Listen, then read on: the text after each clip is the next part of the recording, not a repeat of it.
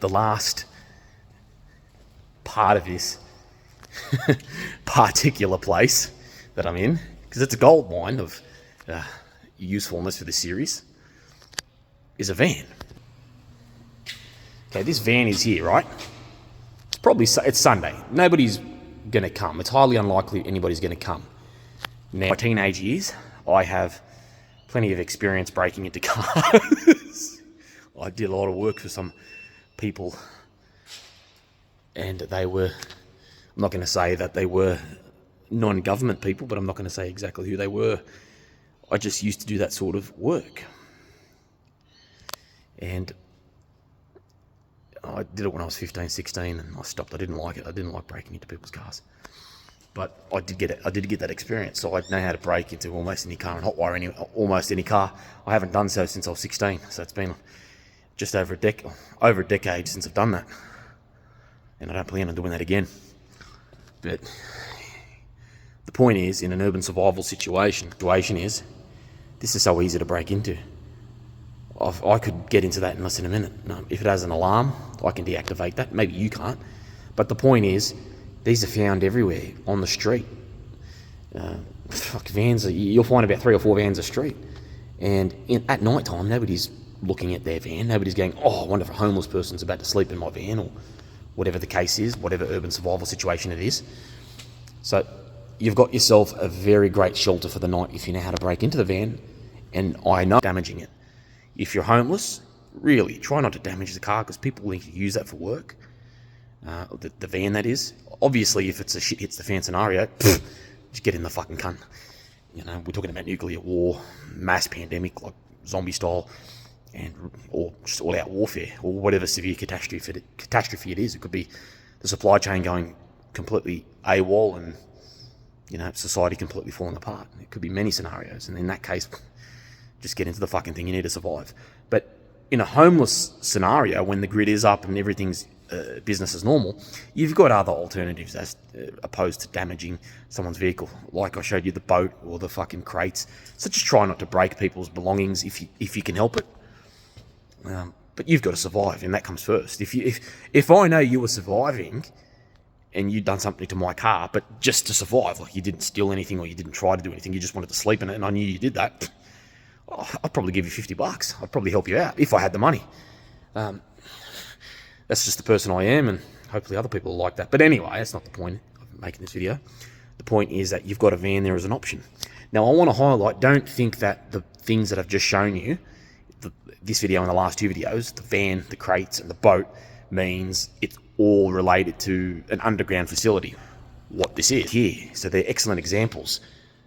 You'll find a boat in every second or third fucking street, and you'll find them in marinas. You'll find crates at nearly every second or third factory with cardboard boxes and other shit you can really improvise it with. And you'll find vans on every street, if not 4 or 5 of them. So they're just all here. They just happen to be here, but you get my point. They're all survival shelters. They're all urban survival shelters. Are you going to find this sort of stuff in the wilderness ready to go? No. That's why it defies logic to survive in the wilderness. You've got the advantage in the wilderness of there not being so many humans per capita, but you've also got the disadvantage of fucking slips, falling trees, muddy terrain, fucked up terrain, snakes, dangerous animals, crocodiles, cold, things that you can't really predict, depending on the weather, depending on rain. You've got a whole lot of things to contend with. So yeah, sure, yeah, there aren't many people in the forest and all that, and it's very romantic thinking about wilderness survival.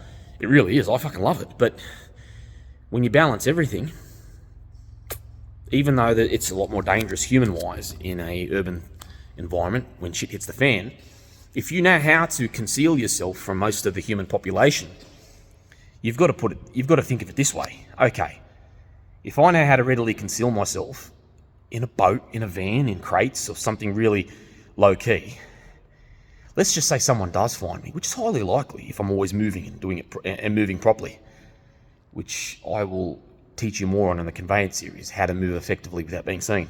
All the part of camouflaging. So, if you just so happen to have somebody come upon you, just so happens, one of those rare days, it could be a fucking child. It could be a mother who needs help. It could be anyone. It's not necessarily going to be what you see in the movies, a fucking group of fucking 4 blokes on a bike, big beards, give me your shoes, cunt. They're movies. Be realistic. Do you really think a mob of bikers are going to be fucking looking for a person sleeping in a crate in the middle of fucking nowhere? Nah, they've got other shit to do. They've probably got a camp they're working with. Most groups like that work with camps, or work with one place and go back and forth because they've got the protection element. When you've got a gang of 10 plus people, or if not 40 or 50 people, you can hold an area in a shit hits the fan scenario. But how many people are going to have 40 or 50 people? Oh no, I'm not. I'm probably going to be alone. I would probably try to help my family, that's for sure, 100%. But yeah, truth be told, if my whole family gets together here, there's probably about 80 or 90 of us. I wouldn't want to fuck with us if we're all together. Jesus Christ, we're an army. Oh fuck, you got 20 of us men who are, quite extraordinary, each one of us. Oh, I wouldn't want to fuck with us if we're all together. So you got to think of it that way.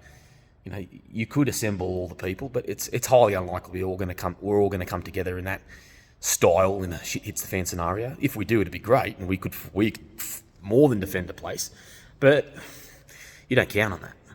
So the point is, most people that you see in the movies in that style are probably defending a territory, going back to it, fishing for goods, going back to it. Are they going to be looking in an abandoned location that you just so happen to be at any given time? Hardly likely. There is the possibility someone will, but very, very slim chance of such a person as a dangerous human being.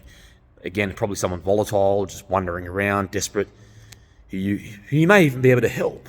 There may be a reduced risk of confrontation. You may be able to assist them and diffuse the situation that way. And if you need to, move along. So you're not in one place where you can be hit. You got to think of it that way. So there are some words of wisdom.